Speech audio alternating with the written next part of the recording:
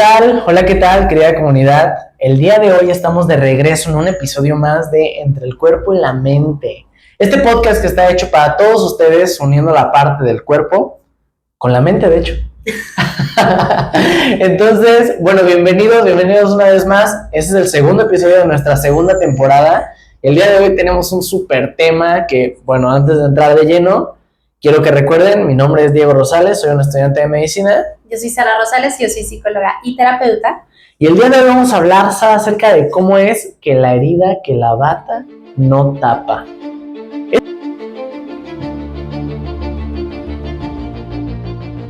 Es un tema complejo, porque vamos a hablar justamente de este gran estereotipo, ¿no? La realidad es que, fíjate, hace mucho tuviste un taller, que no se me olvida, que era acerca del manejo de la ansiedad, me parece, y hacías una analogía acerca de los superhéroes y las princesas. No me acuerdo si era el manejo de la ansiedad, sí, ¿no? Y hablabas justamente cómo es que los superhéroes los muestran como gente muy fuerte, sin problemas, y todo el tiempo enfrentando la vida y solucionándola a todo mundo menos su vida, ¿no? Porque no se necesita. Ellos son perfectos. Y yo me he dado cuenta, y creo que es parte muy fundamental dentro de este episodio, que los superhéroes considerados hoy en día en la vida real son justamente el personal de salud, ¿no? El personal de salud se les considera superhéroes porque al final de cuentas te salvan la vida, te sacan de la muerte, ¿no? Te roban de las garras de la muerte. Cuando es posible, la mayoría de las veces lo logran, ¿no? Hay ocasiones en las que no. Pero ese gran aspecto cultural, ese gran aspecto social de la concepción propia del personal de salud, médico, enfermero o psicólogo, como ese gran superhéroe, yo creo que también carga sobre él algo que muchas veces no se habla, ¿no? Que es el hecho de que se le dice, tú debes de poder con todo. Y el médico que no puede con todo es un médico malo, ¿no? ¿Cuántas veces no se ha hablado de médicos que, digo, exceptuando lo que es un poco más valorado, que es cuando de repente están llorando, cuántas veces no se habla de médicos que sufren un ataque de ansiedad, todo por el estilo, en plena guardia, o incluso un brote psicótico, y no, es que ellos están mal, ¿no? O sea, mira, ese doctor no aguantó, realmente no aguantó, o la carga es así de fuerte y no se le permitió aguantar, pues, ¿no? Y que ahí entra la herida que la bata no tapa, ¿no? Esta situación de los médicos no pueden ser emocionales. Sí. Y entonces les damos toda esta expectativa y por eso hay muchísimos médicos que son sumamente fríos, ¿no? Y sumamente alejados de la realidad, porque es lo que les decimos que tienen que hacer. Sí. Y que del lado de psicología yo creo que también entra esta parte de cuando, estoy triste, y este meme que se utiliza muchísimo, ¿no? Pues ve tus apuntes. Y que dices, sí. Ok, está chistoso, pero de verdad es impresionante la cantidad de gente que a mí me lo ha dicho realmente, ¿no? O sea, no en una broma, sino en, ¿por qué estás haciendo esto? Si tú eres psicóloga, ¿por qué estás haciendo aquello? ¿Por qué te sientes de esa manera? Si tú eres psicóloga, si tú estudiaste una maestría, si tú bla, bla, bla, no tiene sentido. Sí, bueno, porque al final somos humanos, ¿no? Y entonces el médico va a ser emocional y va a haber días que esté cansado y va a haber días que ya no pueda más. Y el psicólogo va a haber días que también diga, estoy harto, no quiero saber nada, y está bien. Sí, fíjate, incluso le quitas el derecho a sufrir, ¿no? A vivir, a tener emociones. Y en el caso de medicina estoy muy de acuerdo, ¿no? El estereotipo casi es médico frío, médico bueno, ¿no? Médico emocional, médico malo. Y yo sí digo, bueno, o sea, no sé si es porque la cultura, realmente el único médico emocional que nos mostró fue Patch Adams y pues es una sola película, pero si te pones a pensarlo, Meredith Grey, de Grey's Anatomy, súper fría, súper medio loca, no medio, la verdad, bastante loca, y súper idolatrada. Derek Shepherd igual. Y luego, si nos vamos a otras series, Doctor House, ni se diga, The Good Doctor, ¿no? Es hasta autista. O sea, realmente creo que le damos una sobrevaloración a que el médico no tenga emociones, como si trabajáramos solo como una máquina, ¿no? Y no lo sé, yo creo que no tiene un verdadero sentido de ser. Y que aquí yo creo que entraríamos con la primera parte del tema, con en qué momento te das cuenta que sí es necesario cuidar tu salud mental, cuidar todo esto que los demás dicen, no, ellos no deberían de sufrirlo. ¿En qué momento te diste cuenta que sí lo sufrías, uno, y sí, dos, tenías que cuidarlo? Bueno, es que sabes que dentro de medicina la verdad ves cosas muy feas. Entonces, la verdad es que tú como médico te das cuenta de la realidad, te das cuenta de que necesitas ayuda, pero lo niegas, que es la parte, ¿no? Porque bueno, si la sociedad te dice que tienes que ser fuerte, duro y frío, evidentemente tú vas a optar por serlo, ¿no? Vas a hacer todo lo posible. Pero yo con todas las personas que he dialogado acerca del tema de, oye, ¿cómo te sientes? Son muy francas, me siento muy mal, me siento muy mal. No hay forma de afrontar fácilmente la muerte de alguien sin importar que no tengas una relación directa con esa persona, ¿no? Una vez me tocó que estando en los pasillos del hospital murió un niño en el momento en el que estábamos ahí y a todos nos dolió. Entramos al salón callados, callados por completo, nadie habló. Y éramos un salón revoltoso, la verdad, pero ese día nadie habló. Y ahí es la realidad en donde pues, te das cuenta de que, pues, o sea, tú sabes que estás mal, pero no puedes llorar porque entonces estás peor, ¿no?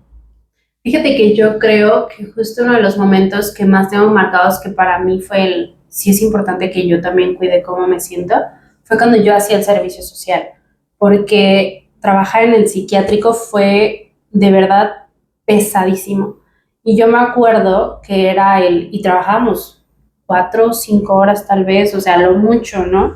Y era medio, pues entre ir con un paciente e ir con el otro, pues íbamos platicando entre nosotros y como que medio mediábamos la cosa, pero me acuerdo mucho de un día que llegamos a la oficina ya al final como de todo el trabajo y el que era nuestro encargado en el servicio nos dijo, uy, ¿cómo ven? Fulanito acaba de renunciar, no sé qué, y nosotros, no, ¿cómo? Pues desde que estuvimos aquí estaba, ¿no? Y tenía años, ¿y por qué? Pues es que se enfermó, te voy a fallar, no me acuerdo exactamente de qué se enfermó, pero se enfermó de algo y los médicos le dijeron que era una cuestión emocional. O sea, le dijeron, tantas cosas te has guardado que esta es la consecuencia, ¿no? Órale. Y nuestro encargado decía, no, pues es que él es débil, porque todos nos pasa, a ver, todos sabemos que en las semanas donde hay más gente en el hospital, nos vamos a enfermar del estómago, de la cabeza, no sé qué, y pues así funciona. Y para mí fue o sea, si yo no me cuido, mi destino es ese. O sea, mi destino es que mi cuerpo me obligue a detenerme en lugar de yo decir, voy a irlo tomando con calma, ¿no?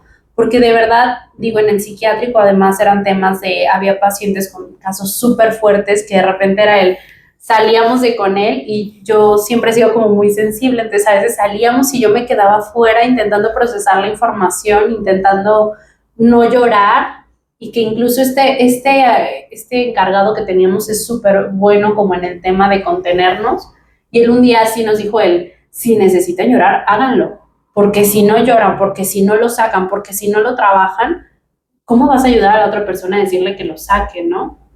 Entonces, a mí ese fue uno de los primeros momentos que dije, sí, creo que sí tengo que cuidar mi salud mental en esto. Y que es paradójico, insisto, o sea, pues sí, yo entiendo, nos dedicamos a esto, en tu caso, ¿no? Pues sí, yo entiendo, te dedicas a estar todo el tiempo con la parte más vulnerable, literal, del ser humano.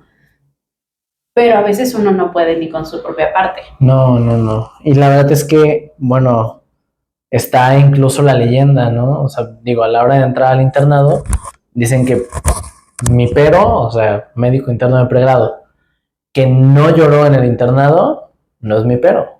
O sea, así de grave es la carga, pues así de fuerte. Y la verdad es que, aunque hoy en día es un poco diferente esa situación en la regulación emocional, yo creo que aún así llegas y te escondes con tal de que el paciente no te vea llorar, pues. Y que entra también el cómo se maneja el cansancio emocional, ¿no? Digo, no tengo la experiencia tan cercana como tú en el tema de con pacientes en este contexto médico, pero desde el contexto de psicología, sí me ha pasado que de repente estoy en consulta y tengo 4 pacientes, ¿no? En la tarde. Y entonces de repente es hoy el último paciente me costó un montón, o el penúltimo, que cuando a veces es el penúltimo, el antepenúltimo, que dices, ay, me dolió tanto la historia de esta persona, me cansé tanto emocionalmente, pero me quedan 2 pacientes más y entonces ni modo, ¿no? Y le sigo. Y a veces llego a la casa y digo, yo tengo la gran bendición de que nuestro papá también es psicólogo, entonces la familia está muy habituada a esto y es no quiero hablar con nadie ahorita, no quiero que nadie se me acerque, no quiero estar cerca de nadie, porque yo ya vacié toda mi energía emocional en regularme para esta situación. Y que en otro contexto con amigas de repente es estoy súper cansada emocionalmente hoy. Y para mis amigas que no son psicólogas, de repente es Ay, pero solo trabajaste 4 horas, ¿no? Solo tuviste 4 citas. No sé cómo funciona esa parte desde el lado de medicina también. No, bueno, pues también, es que sabes que en medicina además es famosa por las grandes horas, ¿no? Las grandes cargas laborales. Entonces, si te aventaste 12 horas y te sientes agotado, es, ¿cómo puede ser si yo me aventé 40 y aquí ando, ¿no? ¿Sabes? Hay mucha comparativa, además hay mucha competencia dentro de la carrera de medicina, la verdad. Entonces, de repente incluso con eso también te lo recalcan, así de que, no pudiste. Entonces, de repente es chistoso porque también está la frase de, si no puedes o me enguanto, si puedes o me enguanto, ¿no? Y te ponen los guantes.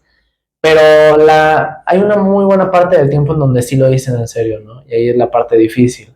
Entre colegas, entre amigos, yo creo que ha habido grandes cambios en la vida.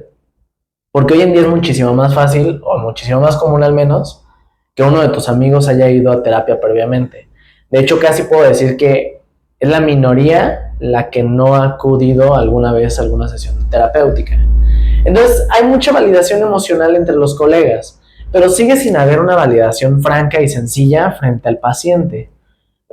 Digo, también yo creo que hay mucho, volvemos a lo mismo de la sobrevaloración al respecto, ¿no? Pero ves llorar a un doctor y como que desconfías incluso, dices, ¿este doctor sí sabe o por qué está llorando, no? Sí, y también desde la parte de psicología, o sea, yo conozco gente que es psicólogo, que son excelentes psicólogos, pero que tienen algún trastorno mental diagnosticado y que cuando de repente la gente se entera es, ¿cómo me estás diciendo que esa persona me va a ayudar si tiene este problema? ¿Cómo me estás diciendo que esta persona que tiene este diagnóstico me va a ayudar de alguna manera? Y entonces es un estigma impresionante sobre el tienes que funcionar aún estando mal, ¿no? Tienes que funcionar aún cuando no todas las partes de ti estén igual de adecuadas. Claro, claro, claro. Y esa parte, ¿qué tanto crees que de verdad nos funcione? Digo, siendo redundante, ¿no? No, no funciona. Fingir ser funcionales estando mal. No funciona. Mira, yo la verdad conozco también muchas historias ahí dentro del hospital de gente que pues tarde que temprano lo sacan, ¿no? Hay un caso muy famoso, una enfermera que tuvo un brote psicótico en pleno lugar y le empieza a literalmente gritarles hasta de lo que se van a morir a todos los pacientes y médicos. Hay muchas otras situaciones en donde también los doctores han golpeado a pacientes porque bueno, llegas a un punto de catarsis, ¿no? Tienes que tener mucha regulación emocional. Yo también creo que una ventaja que he tenido dentro de mi vida es que tengo a dos psicólogos en cabeza. Yo no tengo uno, yo tengo dos. Entonces, realmente sé que puedo llegar un día y si no me animo a decirle algo a uno, le puedo decir al otro, ¿no? Tengo dos opciones de psicología directas y gratis. Pero no todo mundo, que es el verdadero problema, ¿no? A veces te encuentro a ti antes que a mi papá, pero pues no todo el mundo tiene un papá o una hermana psicólogos, pues en casa, que es el verdadero problema. Y que esto ha de impactar impresionantemente nuestra capacidad de empatizar y de tratar a la otra persona, ¿no? Sí, claro. Ponle, desde el lado de psicología, la verdad es que nosotros en la carrera sí es todo el tiempo y porque además es algo ético, tienen que ir a terapia. Y desde el día 1 nos dicen, todos los psicólogos que atiendan pacientes tienen que ir a terapia de forma recurrente para regularse, porque de repente algo te toca el otro paciente y si no lo trabajas, no vas a trabajar bien con el paciente, entonces todos vamos a terapia. Pero sí entra esta cuestión del, tal vez, no sé, vas a la terapia una vez al mes, no lo sé. Y entonces a veces vamos normalizando tanto es que estoy cansada emocionalmente, es que no tengo tiempo de regularme, es que no tengo tiempo de no sé qué. Entonces yo sí creo que va mermando nuestra capacidad de empatizar con la otra persona, porque es me estás diciendo que estás sufriendo porque tus papás te quieren llevar de vacaciones y tú no quieres ir y yo tengo, no sé, no es mi caso, ¿no? Pero yo tengo 30 pacientes en 2 días y no he descansado ni un segundo y me dormí a las 2 de la mañana por estar haciendo cosas de pacientes y entonces creo que se va mermando nuestra capacidad de empatizar, conectar y de cómo yo te voy a tratar, porque entonces si yo ya me desesperé, tal vez tú estás llorando y diciéndome esto que para ti es sumamente doloroso y yo te voy a decir, ay, ¿es en serio? O yo te voy a decir bueno, hay que concentrarnos en problemas más grandes. Fíjate que yo creo que tiene que haber un equilibrio. Porque al menos en medicina, sí, también puedo decirles, digo, eso en general a toda la audiencia, si en algún momento nos ve alguien que quiera entrar a medicina, creo que es uno de los grandes consejos que puedo dar. Y es que la carrera es difícil, ¿no? Es pesada. Y entonces, sí no nos podemos detener a llorar por cada una de las historias que tenemos, podemos llorar, está bien, pero no lo podemos hacer con cada uno de los pacientes, realmente es pesado. Entonces, no lo sé, yo creo que debe de haber un equilibrio muy, muy claro. Es muy fácil que alguna historia nos pegue. Una vez yo llegué a la casa muy afectado por un paciente de un chavillo que la verdad no era tan grave. Digo, sí, pero en ese momento no, ¿sabes? Como que había tenido una trayectoria muy grave. Pero no lo sé, o sea, fue en parte la consulta, fue en parte el darme cuenta de que ese chavo tenía mi edad. Entonces el hecho de decir, yo tuve la oportunidad como de tener esto y él no, o incluso yo tomé buenas decisiones en esto y él no, y esta es la diferencia. No lo sé, me pegó mucho. De hecho, me acuerdo que llegué a la casa y ese día no tuve un psicólogo o una psicóloga a la mano, pero lo pude platicar con mi madre, ¿no? Y la verdad ella me escuchó muy bien y me dijo, no, pues sí, es que está feo, ¿no? Digo, no me lo dijo así, pero a grandes rasgos. Ajá. Y me hizo contención un poco, pero sí llegué muy afectado, ¿no? Pero el día, por ejemplo, en que se murió el niño, por alguna razón no me sentía tan triste, digo, como que lo entendí un poco más, no sé, es muy complejo ese tema, ¿no? Y que yo creo que vas regulando ciertas cosas. Yo sí creo que influye un montón el contexto, o sea, como somos seres humanos, de repente tal vez yo antes de llegar a consulta tal vez me peleé contigo o tal vez venía en el tráfico y alguien me peleó y me lamentó y yo llego al consultorio y yo ya estoy agotada tal vez emocionalmente y por eso de repente incluso están como estos espacios entre consulta, ¿no? La consulta regularmente dura aproximadamente 50 minutos para tener 10 minutos para regularnos, 10 minutos para hacer anotaciones en expediente y volvemos a consulta, ¿no? Porque entonces eso te da la capacidad de ir como encajonando las cosas. Y claro, en ese momento tal vez el paciente dice algo que a mí me duele profundamente que le haya sucedido, pero mi capacidad de empatizar no es una capacidad de, me voy a volver tú, o me voy a volver el dueño de tu propia historia. Claro. Que ahí es donde creo que juega el cansancio emocional. Si yo tengo regulado mi cansancio emocional y me llega una historia dolorosa, yo la tomo y digo, es tuya, pero te voy a ayudar a trabajarla. Pero si yo ya estoy cansada emocionalmente y la otra persona trae una historia emocional pesada, entonces va a ser el te quiero salvar y te quiero rescatar, porque a mí nadie me está rescatando ni me está salvando. Qué complejo, ¿no? Qué complejo tema justo. O sea, al final de cuentas, eso no da un buen fruto para el trato en general. Pero aquí, y que vamos a entrar en un tema que no sé qué tanto lo trabajen ustedes en la carrera, pero ¿cómo sabes o dónde está el que a veces los médicos, por ejemplo, sienten culpa para pedir ayuda en este tipo de cosas? Uf, es todo un tema ese, ¿eh? Porque se siente mucho. Digo, no sé si te acuerdas, pero cuando yo estaba hace un año en la carrera, digo, todavía sigo en la carrera, ¿no? Pero hace un año, me hizo mi mamá un día una pregunta acerca de un caso y yo no saberlo me súper afectó. Yo dije, no, es que debería yo de saberlo, yo debería de saber esto. Yo creo que no hay un manejo acerca de ello. Y lo peor del caso es que de hecho las frases que escuchas en la carrera son muy enfocadas a si no lo sabes, se te muere el paciente.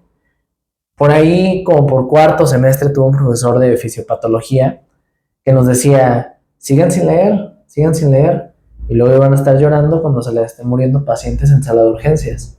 Y entonces ahí fue donde de verdad caes en cuenta y dices, pues sí, o sea, lo único que tengo después para ayudar a este paciente es mi conocimiento, pues, porque realmente es medicina en muchos casos. Digo, claro, están los medicamentos, ¿no? Que son los que ayudan, pero saber qué medicamento dar, cuándo y cómo es bien complejo con la amplia gama de enfermedades que existen, pues.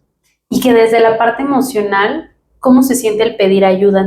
Por ejemplo, digo, hablo en tu caso, pero tú también has visto otros casos de gente que está estudiando medicina o que ya labora en la medicina, ¿no? ¿Esta culpa por pedir ayuda emocional existe o es un mito 100%, no? No, claro que existe. Y de hecho, pues llegan a puntos muy graves, pues, o sea, la ayuda emocional no es tanto. O sea, insisto mucho en que hoy en día está como que más valorado ese tema, pero yo creo que la ayuda en crisis, sí. Como que lo primero que hacemos, y digo hacemos porque es casi un patrón, te puedo decir al menos 5 experiencias que he tenido de este tipo y que me ha tocado, o sea, digo, no yo, sino me ha tocado ver. Y que me ha tocado ver que tienen la misma postura.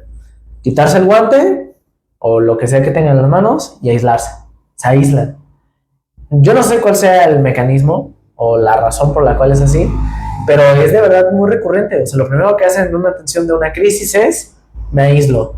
Y el problema es que muchas veces no puedes aislarte, ¿no? Porque así como sale un paciente, va entrando el siguiente. Entonces, me quito los guantes, casi que suspiro y a seguirla. Es difícil, es difícil. Yo creo que la parte emocional sí, porque al final del servicio sí es así de, o sea, acabas el turno y es así de, ¿cómo te fue? Y lloran. Pero, en el momento, yo creo que hay una pésima regulación.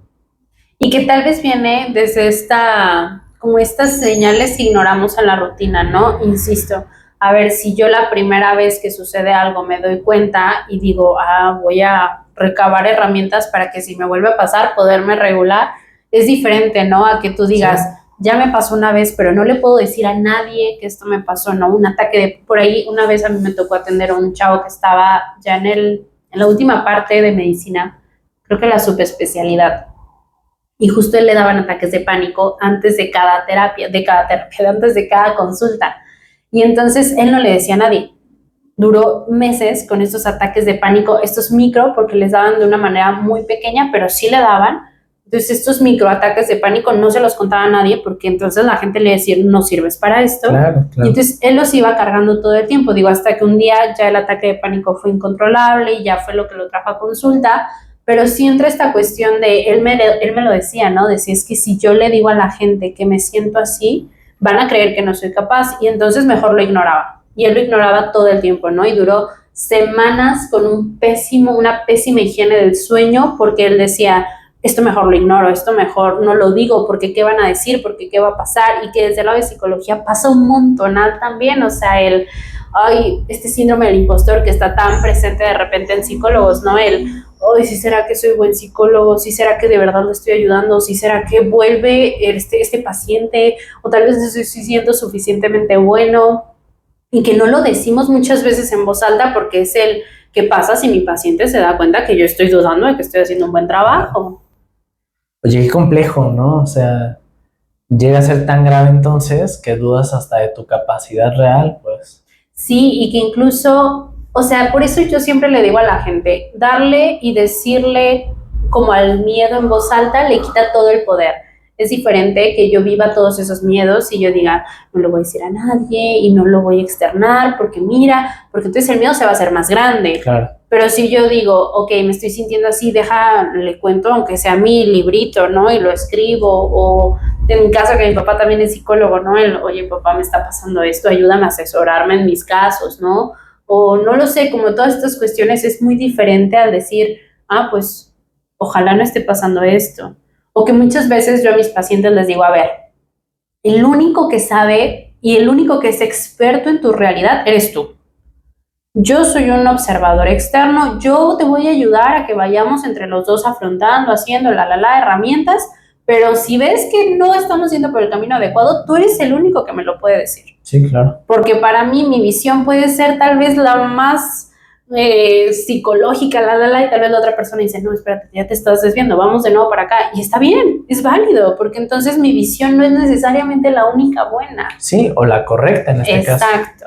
Sí, y que ahí entra justo el cómo podríamos decirle a otras personas que nos ayuden a sostenernos en estos momentos.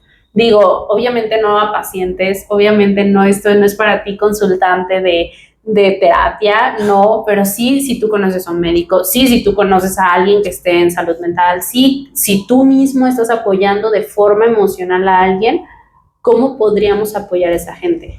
Yo creo que en medicina con escuchar es suficiente, porque hay muchas cosas que solamente entre médicos vamos a comprender porque las carreras son muy, muy diferentes, pero el simple hecho de escuchar a la persona y demás y a lo mejor ayudarle con lo verdaderamente importante que es la parte emocional, yo creo que le haces un gran, gran favor, porque sí está bien tener la voz de un amigo siempre. Sí, y que fíjate que nosotros en el San Juan, con este mismo encargado, lo que él hacía es que una vez a la semana nos daba 2 horas, les llamaba como reuniones de formación, algo así les llamaba. La realidad es que eran reuniones para conectarnos entre nosotros, y entonces eran 2 horas donde, no sé, comíamos pastel y hacíamos y deshacíamos como adentro de un salón que había en el hospital, pero que también era le estoy pasando fatal con este caso porque me conecta con esto, con aquello. Y entonces, como tú lo dices, nadie lo va a entender mejor que alguien que está en el mismo contexto. Claro. Y que ambas carreras creo que son sumamente solitarias de repente. Yo por ahí lo hablaba con unos amigos que también son psicólogos, que hace poco los vi, y yo les decía, es que la psicología en un contexto de terapia es sumamente solitaria y la medicina en un contexto de consulta es sumamente solitaria, porque no es como, vamos a la oficina y nos cayó gordo el jefe y tú y yo que somos compañeros de oficina, vamos y hablamos. Esto que me tocó es información confidencial de otra persona, que no me pertenece. Sí. Entonces no te la puedo contar. Y como no te la puedo contar, entonces ¿cómo te expreso esta dificultad que estoy atravesando? Y entonces entramos en pues entonces estoy solo. Y entonces ahí es donde entran estas heridas que tapamos con la bata, que tapamos con el profesionalismo y decimos, no estoy sufriendo. La neta a veces sí. Oye, y ahora, si esa es tu vida diaria, ¿cómo vas a hacer una relación profunda, no? Exacto. Digo, porque se hacen relaciones profundas gracias a las emociones y lo que vives día con día. Y si no puedes externar lo que vives día con día que te causó las emociones, pues ¿cómo hacer una relación profunda en este caso? Y que ahí entra el nosotros poder hablar desde mi emoción. Yo no le voy a hablar entonces, y que es algo que, por ejemplo, yo hago mucho con mi novio, ¿no? Yo obviamente no le voy a decir a él, vi un paciente y me pasó esto y dijo esto, porque eso a él no le corresponde, pero sí le cuento mucho hoy tuve consulta, tuve un caso que fue súper pesado y me siento súper triste. O hoy fue un día muy cansado emocionalmente, necesito un abrazo. Y él ya sabe, él ya no me pregunta como cuéntame el caso, porque no le corresponde. Claro. Pero sí te soporto emocionalmente, ¿no? Y qué necesitas y por qué te sientes de esta manera. Y yo de repente pues me siento así porque siento que tengo que investigar más de algunos temas. Y como que siempre es bien ambiguo navegar en Sí.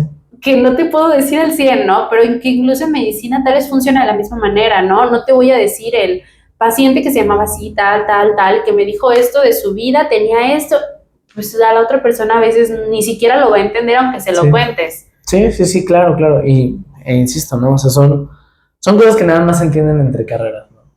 Pero que sí puedes pedir hoy me estoy sintiendo de esta manera, ¿no? Hoy me estoy sintiendo súper cansado, o hoy me despertó este miedo a que me pase esto, que de repente pasa, ¿no? Es que hoy vi un paciente con tuberculosis y tosió y me despertó el miedo a que me dé tuberculosis. Sí pasa. Entonces, eso sí lo puedes hablar. Eso sí lo puedes decir. Esa parte sí le corresponde a otras. Eso sí me pertenece. El cómo yo me estoy sintiendo sí me pertenece. El por qué, pues no. Y eso queda fuera. Pero el conectar a través del cómo yo, creo que genera toda la diferencia. Y que yo creo, y esta sería como la parte con la que me gustaría que cerráramos, cómo crees que esto lo podemos involucrar en los procesos de formación en escuelas, en especialidades, para que sean más humanos, más compasivos estos procesos. Yo creo que sería muy importante tener una buena orientación psicológica, porque la realidad es que el cómo ayudar a las personas, independientemente de la carrera, tiene como base eso, pues el conocimiento de las emociones, el conocimiento de la importancia de ellas. La cultura mexicana devalúa mucho las emociones habitualmente, y la cultura mexicana también es muy cuerona, ¿no? En el sentido de, a lo mejor no te dicen que lo que estás sintiendo no está bien, pero sí te dicen de ánimo, ¿no? Rápido, párese y a seguirla.